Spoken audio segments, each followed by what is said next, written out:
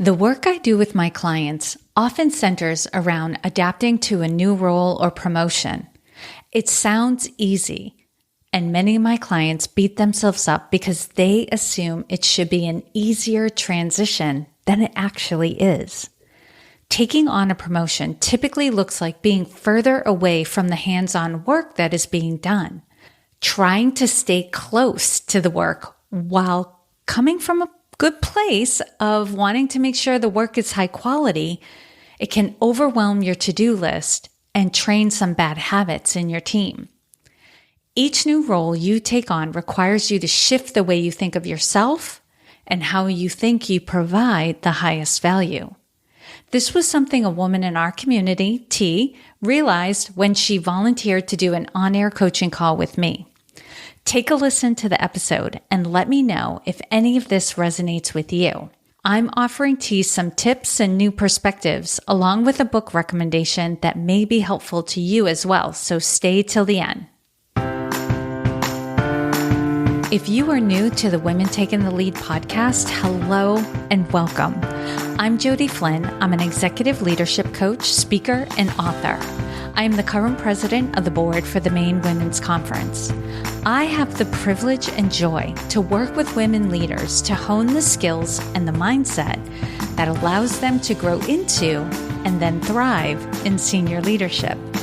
My specialization is working with women who are still stabilizing after their last promotion and those who want to be ready for the next one. It is my belief that for more women to hold positions of senior leadership, there are changes at the individual and organizational level that need to occur. Not only do women need to be trained and coached on how to operate at these levels of leadership, organizations need to change their paradigm of how the work gets done and what supports are in place for leaders to do their job. If we are not already connected on LinkedIn, please send me an invitation to connect. You can find me directly at linkedin.com/in/Jody Flynn, or you can search for Jody Flynn on the platform. I'm very active on LinkedIn, so I should be at or near the top of the search results. You'll see the follow button is prominent on my profile, but if you click on the more button to the right, you'll find the option to connect. Click on that and be sure to add a note to the invitation letting me know you're a listener of the podcast. I would love to connect with you and get to know you better.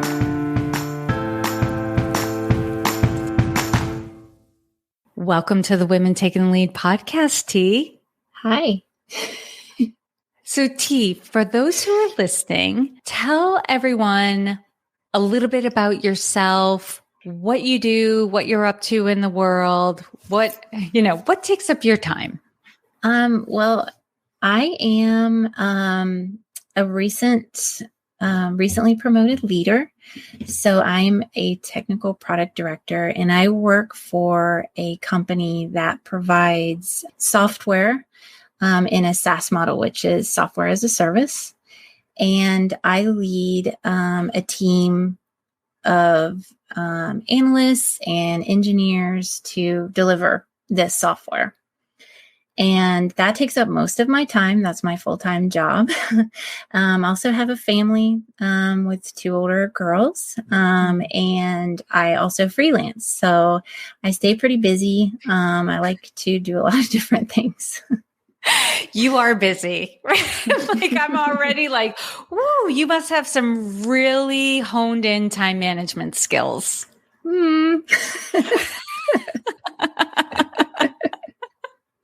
You do okay, right? I do. I get by. Yes. You get by. That's exactly what I was thinking. Okay. Well, amazing. So software as a service, and you're the technical product director, correct? Correct. Yes, the lead. Yes. And tell me a little bit about the software that you're developing. So the software that we're developing, if you can imagine, hospital needs supplies like Band-Aids and hip replacements and all kinds of things. And so the software that I work with, that our team builds, helps.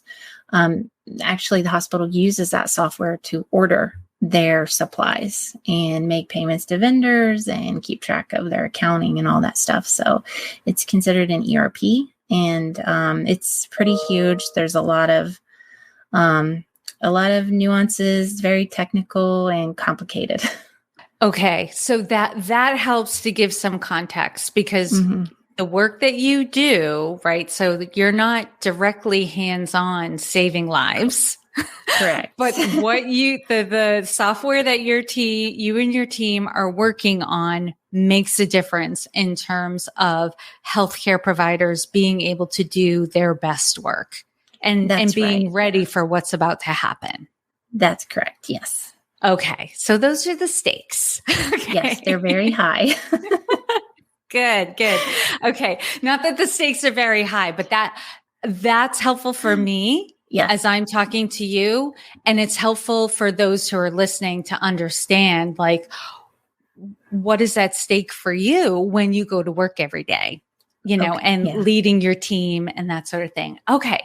So what question did you have for me? What did you want to talk about? So one of the biggest questions I have, as a leader, coming up in the ranks, you always hear that you should trust your team. And, as a manager, I also had to do that. As a director, you're so much less hands-on that you are really putting your full trust in the team. And I would say that I trust my team. They do an excellent job. I love them. But sometimes I struggle with, fully letting go of, letting them go. And I don't want to micromanage them. So I guess my question is, how do you fully let go, not micromanage, and what's the word I'm looking for? If there is a failure, it could be really bad. So being with healthcare, if something fails in the software, it could be really critical. So being able to let go and let the team work without kind of hovering over them, if you will. That was a long question. No, that makes a lot of sense. And I think a lot of the women who are listening to you right now are probably nodding. Right. Because this is common, right? When we're being promoted and we're hitting higher levels of leadership, we're a little more removed from the hands-on work and the deliverables. And we're trusting our teams to be able to do that work and do it well. When we were in their positions, we've had control. Right. Our end product, our work, what we were held accountable to, we directly impacted. And so that, our results were based on what we did. Now our results are based on what they do. Right. And this is very typical for high achievers.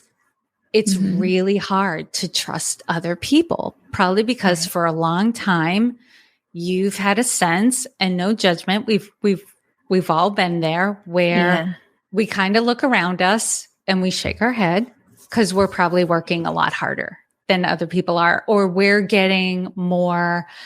Now, what's the word I'm looking for? Intense. We're a little more amped up about the quality of our work.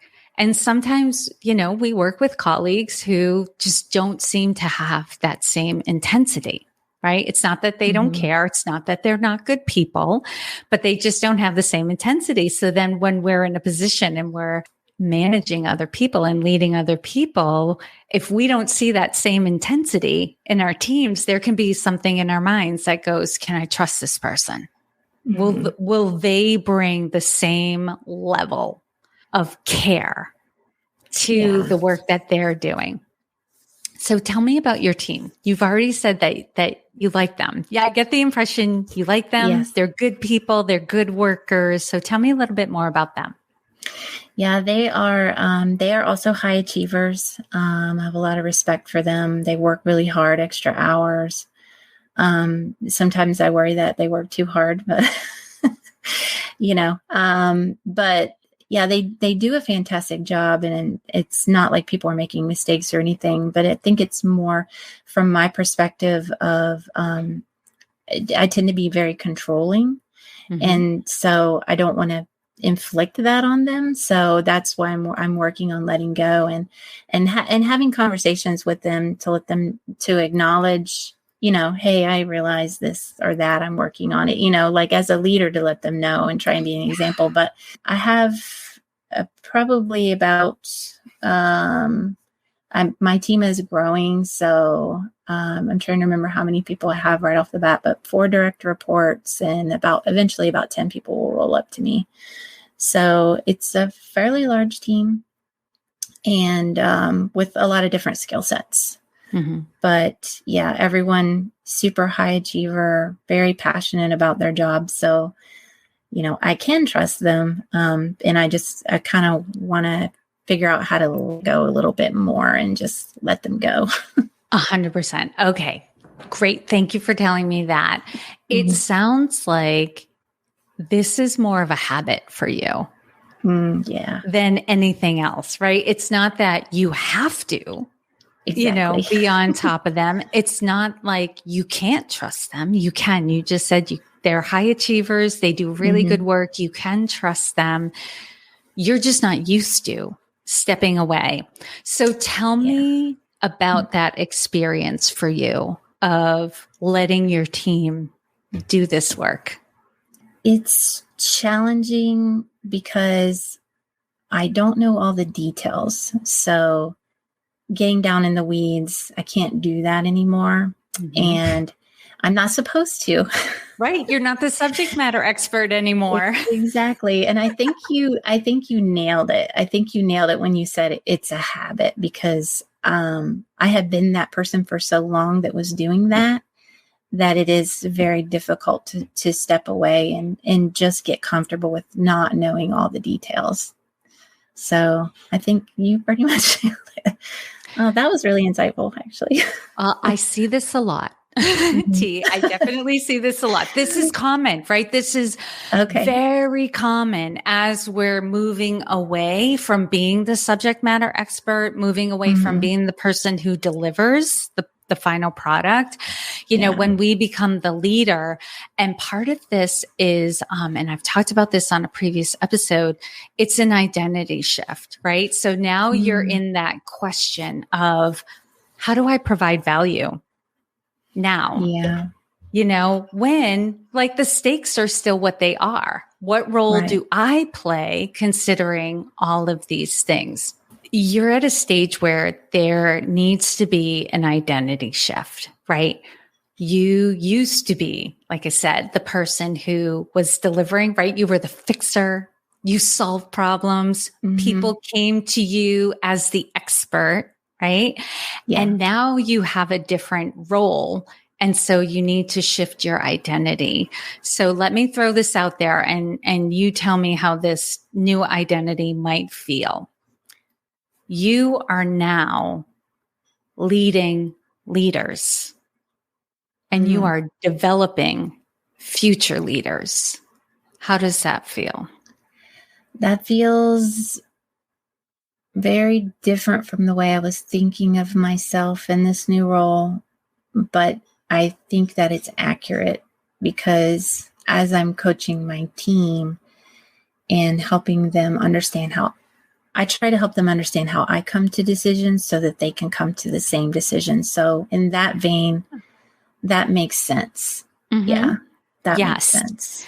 And I would even go a step further to bring, especially in the role you are now at the director level, to bring some coaching skills to your role as leader as well, to ask them questions, right? How would you do this differently? What would be, if you were in my shoes, what would you do? Questions like that to get them thinking, and problem solving, right? You want them to have those high level problem solving skills. So you want to coach them up, right? Okay, and think about it too. Like someday they're going to have your position. Right. And what skills would they need to do that? Because this is the crazy thing. You don't need to teach them how to do their job. They're experts. Right. at their Exactly. job. They're very good. Right? Yeah. You are training them up to be in your job or a similar job. Okay. Right? Yeah, So that makes sense. now that you think about yourself in that role, what could you do differently that would help you fulfill this role at work? I think I could, instead of just giving the answers straight away, is do what you said. Ask, I try to be, I do try to be collaborative and ask them what they think, but instead of throwing my own idea out there first, hear their idea first, and then, if it doesn't align with what I'm thinking, then talk about, my thoughts, and then maybe come to every decision can't be like that, but a lot of times it can be, and giving them the opportunity to make decisions. Because when I was in that role, that was important to me. So I've been trying to think about what was important to me from my leader and try to be that for my team, if that makes sense. Yes. And that's a great distinction. Not all decisions can be done by committee. Right? There are some decisions where you just have to make them as the leader because you have more information in some respects, in terms of like high level company decisions that might be impacting a decision. So there are some decisions where, people can weigh in, but they can't be the final decision maker. But they're definitely in those situations where there is some space, for more collaborative thinking. And especially if you've noticed you've had a behavior of, whether you intended to or not, out of habit, may have been a little controlling. You probably have noticed some team members have been unintentionally trained to come to you for validation, right? Because that's what happens when, as a manager, we want to be in control, and we have a tendency to be controlling. And my hand is raised. I have that tendency as well. Sometimes I slip into it, right? I just have this notion of like, I know how this is supposed to go. I have a vision of exactly what this is going to look like. And I try to maneuver things so that vision is manifested. And then I catch myself, right? Then I catch myself. Yeah. But what can happen is when we have these behaviors is we train the people around us that it's not a good idea, right? To make a decision without coming to us for validation, right? Yeah. So if you've noticed this with some of your team members where they're coming to you, there's probably even times where you have this thought like, why are they asking me? Like, this is not a question I need to get involved in. That's a red flag, right? They've been trained, to come looking for validation. So the way to retrain that is to do that very simple thing. And you've probably done this with your kids as well, because they're a little bit older. When they come to you with a question about like, so what do you think? And you can go, well, I don't know. What do you think? Yeah. Yeah. That's good. Yeah. Put it back on them. Right. And you're giving the power of the decision to them, and then saying, yeah, you got it. Right. And over time, when you're agreeing with what they've said, rather than just answering their question, and you probably would have given them the same answer they came up with, right? Because it's a simple question, right? Yeah. Because especially the questions where you're like, why are they asking me this? This is pretty standard and straightforward, right? But they're looking for validation. And then eventually you can say, you got this. But they may need that experience of you giving them the power back to them first so that they have that experience, right? And you're demonstrating, I trust you, you got this. And then you can say to them, you know what, with this stuff, you got it. Just go for it, Yeah. And because eventually, like controlling managers, we all end up eventually being like, I'm getting inundated with questions all day long, right? Yeah. That's a symptom.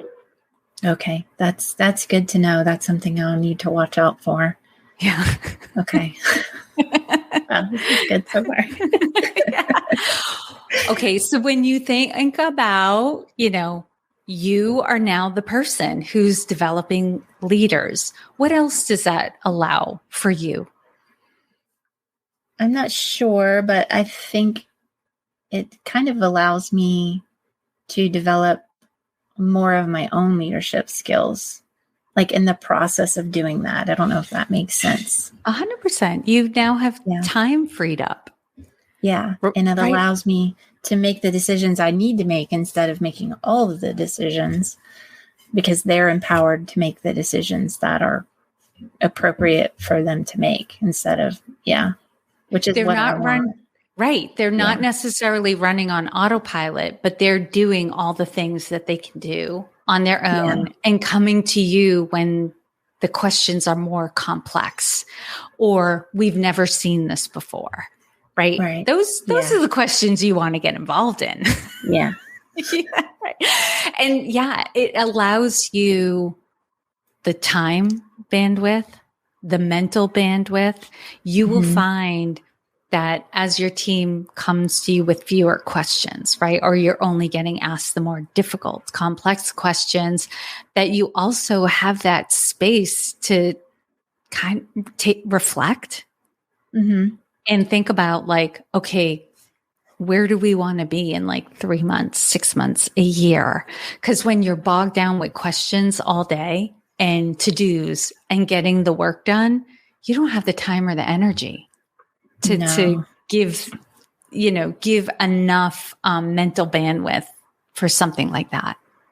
Yeah, you're absolutely right. You'll have to let me know how that's going. So you'll have to reach back out to me after a little while, right? Because some of this takes a little while, right? We kind of like drop the stone in the pond, and then it starts to ripple.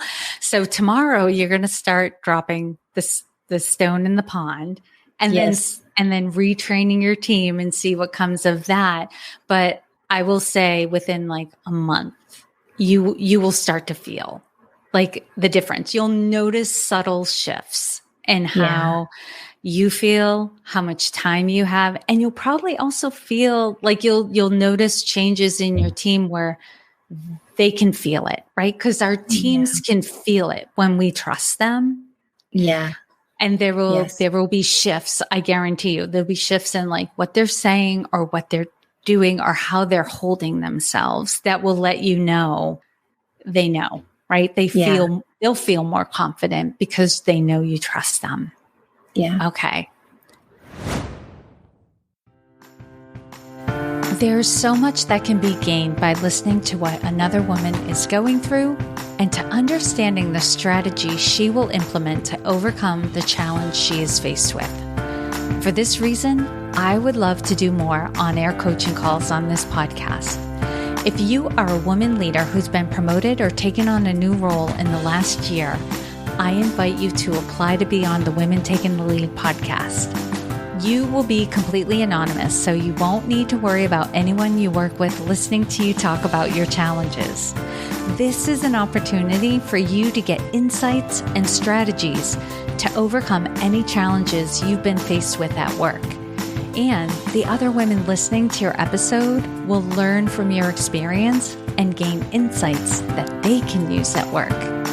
You can find the link that will take you to the application in the episode description in your podcast app or at the bottom of the episode page on the Women Taking the Lead website.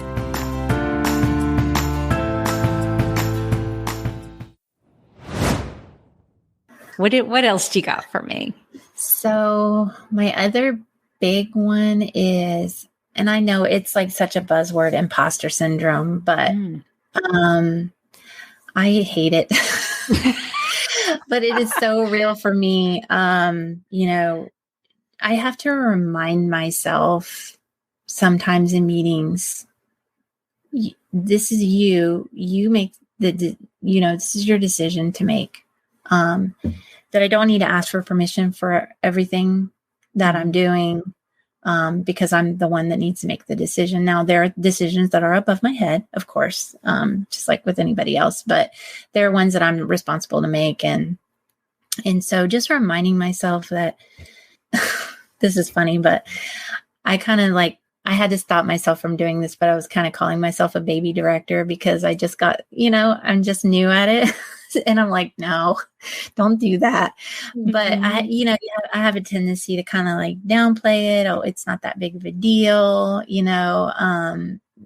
but it is a big deal to me. And anyways, I'm sort of rambling, but no, you're not. Essentially, yeah, sometimes I just feel like, do I even belong in this room with these other leaders who just seem like they have it all together, and I'm like still trying to figure things out. And yeah, yes. So that's kind of a struggle as well. Okay. Yep. Okay. So what I'm hearing is you're conflicted because you were the right person for the job, right? Right. Like I'm hearing what you're saying, like, yeah, I can do this job. Like I've got this, and I have to I have to remind myself, not because I don't think I'm capable. The conflict, I believe, is coming in, correct me if I'm wrong, because it's a bigger responsibility.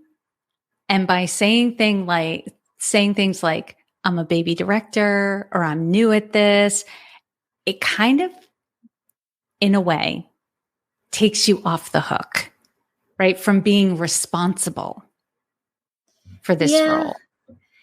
I think so. Maybe I'm giving myself a little bit of permission to figure it out. Yes. But I sort of feel like it took me so long to get here when other peers before got here much sooner than I did for various reasons. But it makes me question, can I really do this? Do I really know what I'm talking about? Kind of thing. I don't know if that makes sense, but more of a, do I know what I'm talking about? But when I start talking, I'm like, of course I know what I'm talking about. But I feel like I don't have enough experience in this role to speak up when I might think I know something, but I'm sort of second guessing myself, if that makes better sense. So then I think, is what I have to say really of value? Do I have enough experience to back up what I'm saying?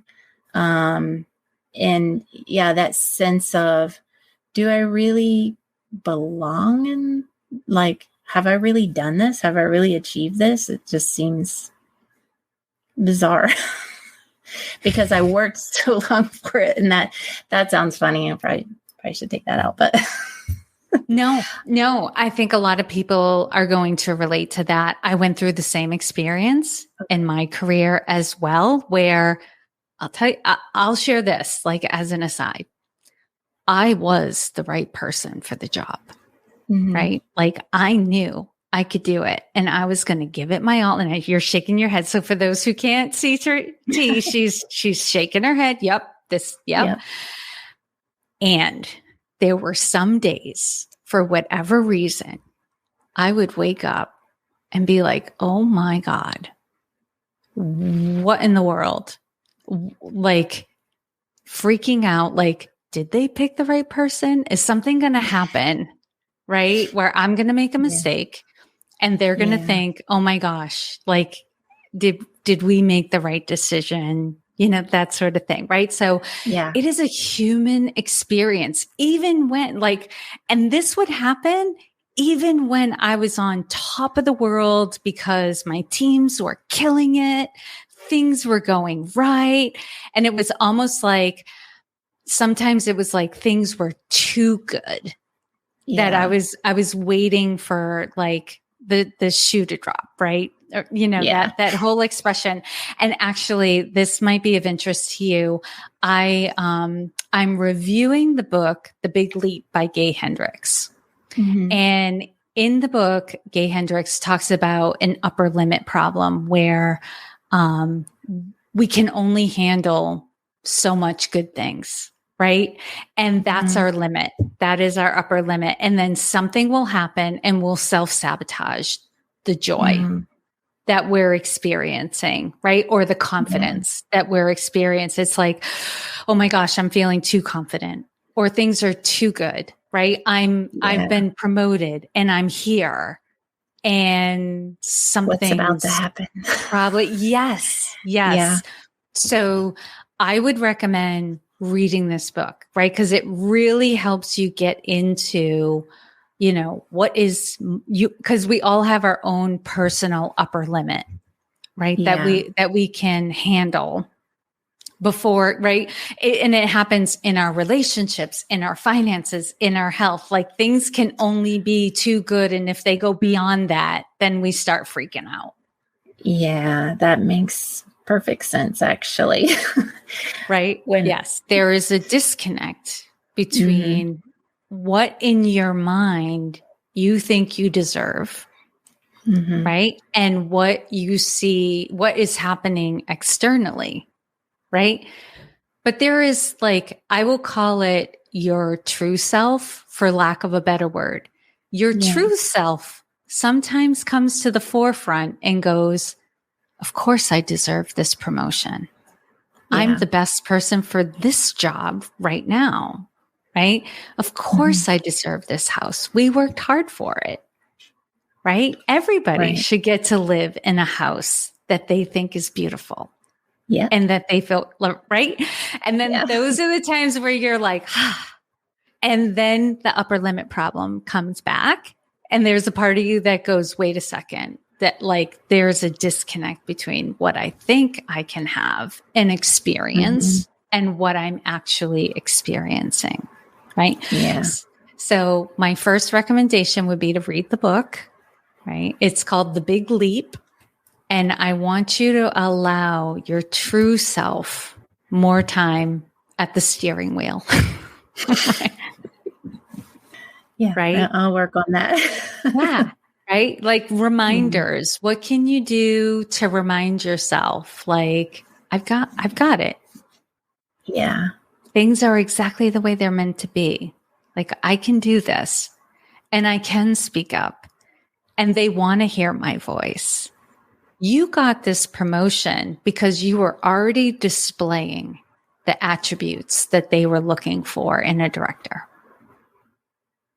right? You were already there before you got the promotion, right? So we can say things like, I'm new, I'm a newbie, right? You do want to give yourself grace and space because some of the things are absolutely new. Because even if you displayed the attributes before the promotion, you and I both know that after you were in that position, you were also given a list of things that you hadn't done before. Exactly. Right? Yeah. Yeah. So we're now going to need you to be doing XYZ, right? And so you're like, ooh, I'm going to have to get better at that. I'm going to have to find out more about that. I am probably going to be, this is probably going to be a little messy at first. So yes, you do want to give yourself that grace, some space to make mistakes or have it not be perfectly excellent, right? And at the same time, still own, I'm meant to be here, right? I'm here for a reason. I can do this. This is no problem. I say with, depending on the level of the promotion, like for your promotion, I would say 6 months to a year. Give yourself that time.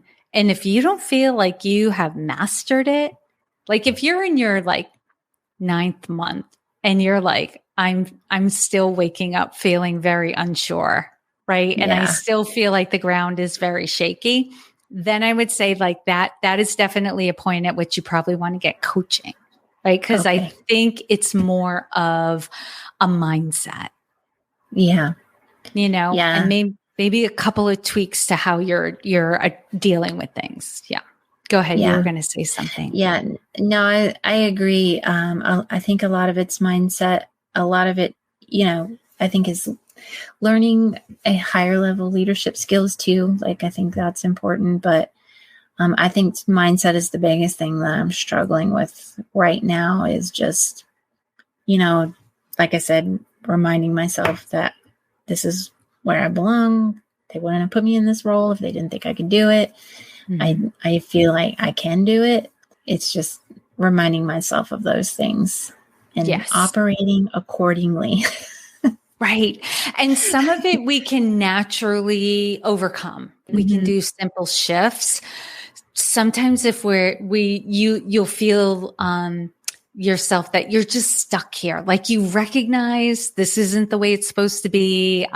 We have experiences like, I don't want to keep feeling like this. This isn't the way it's meant to be, right? That's our inner knowing, right? Is bringing to our attention, like, okay, something's got to give, something's got to shift. And if we can't overcome that with like the natural reflection, right? Because there's always we're getting stretched a little bit. There's always experiences that stretch us and help us grow.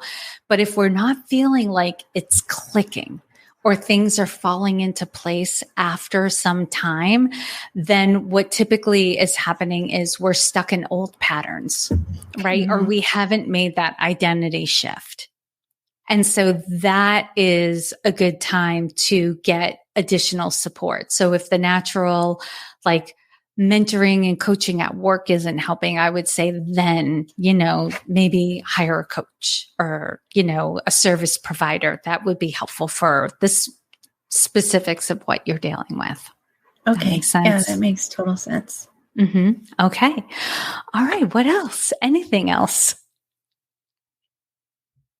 Sorry, I got a dry spot. Yeah. I think the other thing I struggle with is time management. I know we talked about that a little bit in the beginning. Yeah. How do you, you get emails all day long. Mm-hmm. I have a tendency to just look at them right away, which I know is wrong. I mean, sometimes it's appropriate, but sometimes, do you set aside time to look at emails and respond to them? Prioritizing tasks and delegating. Delegating is a big one. I think that would help me with my time management if I delegated more where it's appropriate. So if you have any tips on just some basic time management, because I find like I'm just running all day long and I don't feel like I've achieved anything. Yep, 100%.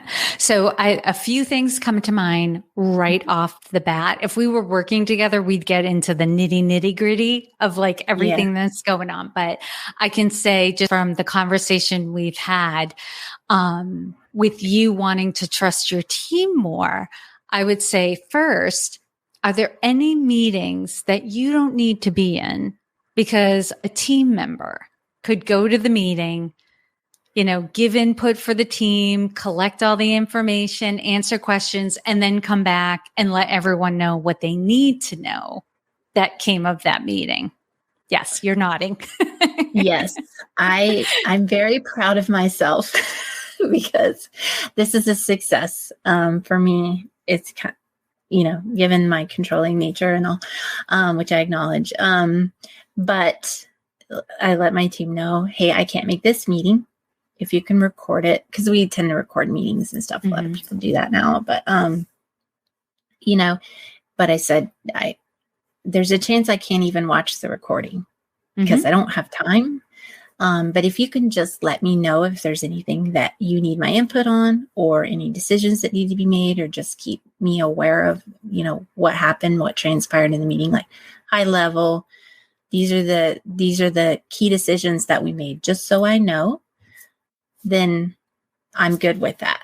And that's what happened. And it worked out really well. I didn't go to a meeting because I had another meeting, but then I felt like I wasn't hovering over my team. I let them do their jobs because they're good at it. And then I got what I needed to know out of it. And it worked out really well. And I felt really good about it. And that was a success for me today. Yes. As a leader, sometimes taking a step back allows somebody else to take point, and then they own it and they're proud of it. Right. And they feel good. I've been that person at different stages where I'm like, oh, you can't do this. I'll do it. Right. Because you're a high achieving team, right? They want to grow. They want to develop. They want to learn new things, and taking over some of your responsibilities allows them to do that. This is a great segue to delegating.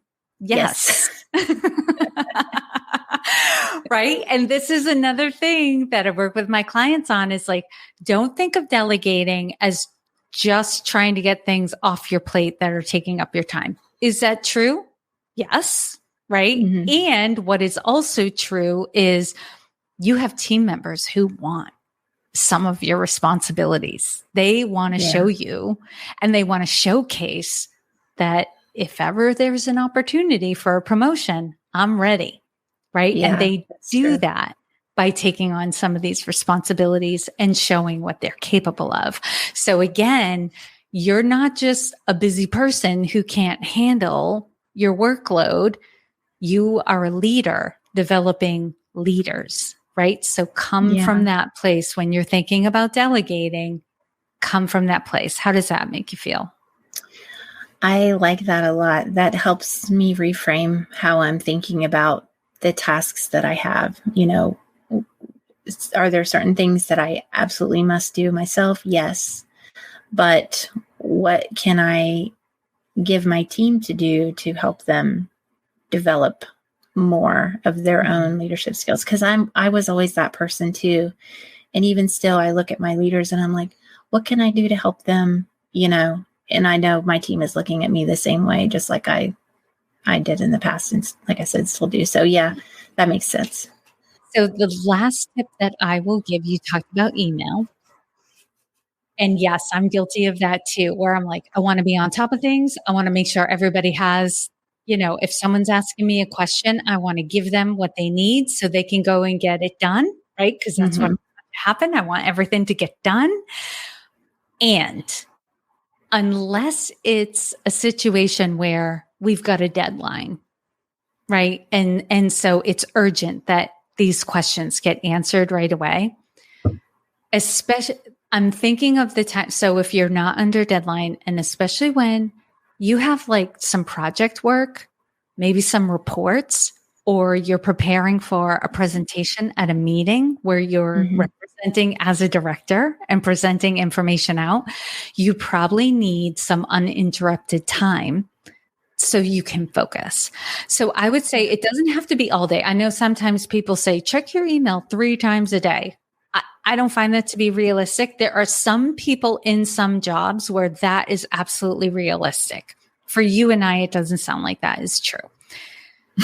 But I will say sometimes carving out like an hour here and an hour there where you shut down the email or the notifications, right? Just for that time frame so that you can focus and get work done. Because I don't know if you have this experience. It sounds like we're very similar in this. We can be busy all day long, right? Really doing the work, right? But it doesn't feel productive and it doesn't feel satisfying. And it can actually be somewhat stressful if we move 10 different things forward by like a point. Right? Like, it took all day to move all 10 things forward, like a step or a point. Yeah. We would feel so much better if we even got one of those projects completed that day. Right. So knowing that, having that focused work where you can really make some good progress on a project that you're working on, that actually would make you feel like your time is more under control, because time management is a perception.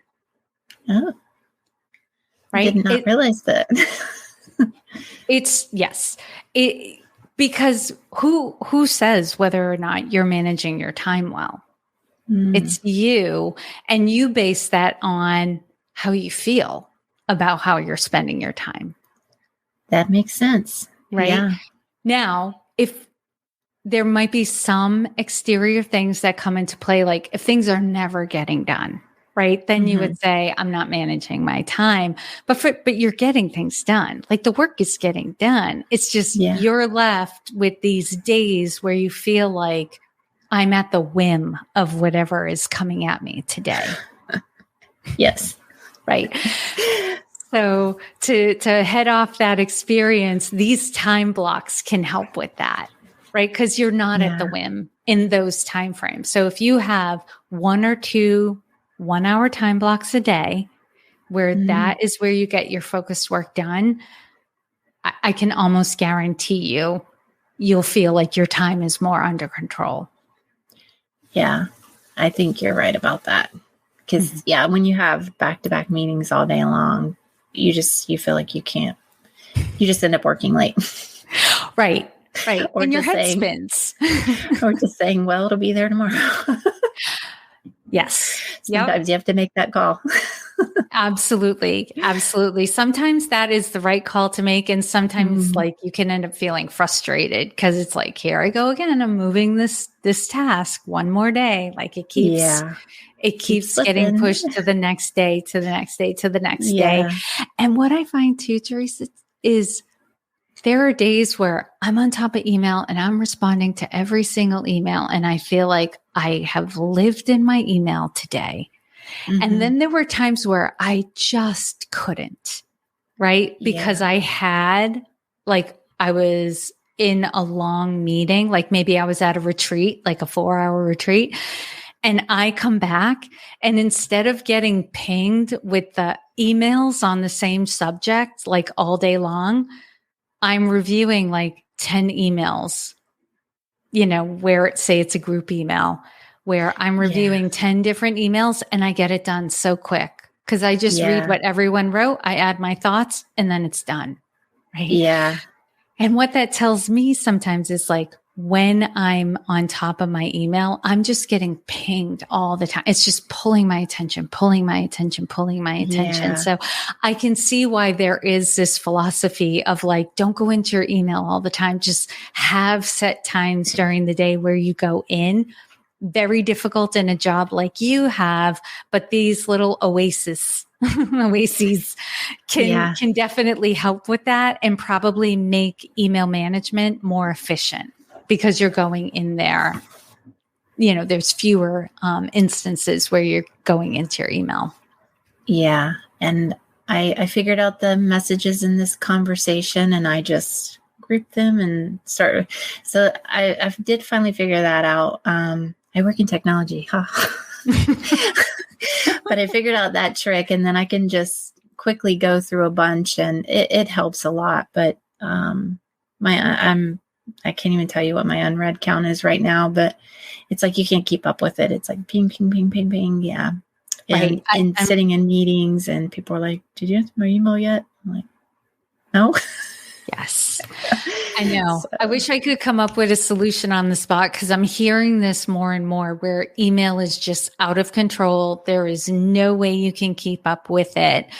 And so maybe there's a better way, right? Where like you stay out of the email until they absolutely need your response, or can somebody just sum it up? Yeah. Sum it up. Sum it up. Get back to me. Yeah. We will figure out the email conundrum at some point. Lots of great suggestions. Haven't been able to implement them all yet. So. Yeah, it's very challenging. Oh my goodness. Well, Teresa, this was fantastic. Any last thoughts we have before we wrap up?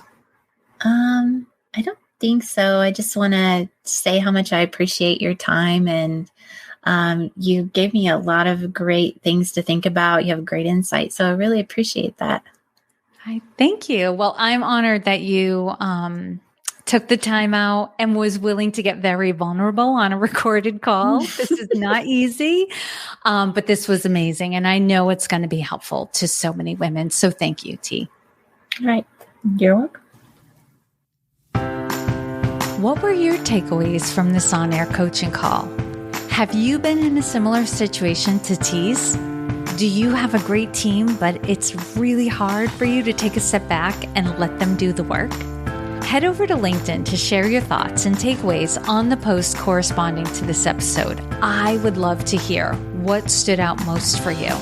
And if your last promotion has you experiencing imposter syndrome or has you confronting your identity as a leader, consider working with me.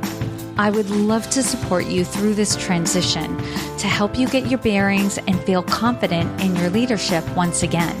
If you know something has got to change, I am now opening up my 1-hour coaching session spots to you. These sessions had only been available to my ongoing clients, but doing these on-air coaching calls, even I have seen the power of what can be accomplished within an hour. You can find that link in the episode description. If you're listening through a mobile device, that link will be in your podcast app. If you're listening through the Women Taking the Lead website, the link will be toward the bottom of the episode webpage. And if you are going to ask your company to sponsor you to work with a coach, there's also a link to access a checklist that will help you prepare for that conversation. As always, I hope this was of value to you, and here's to your success.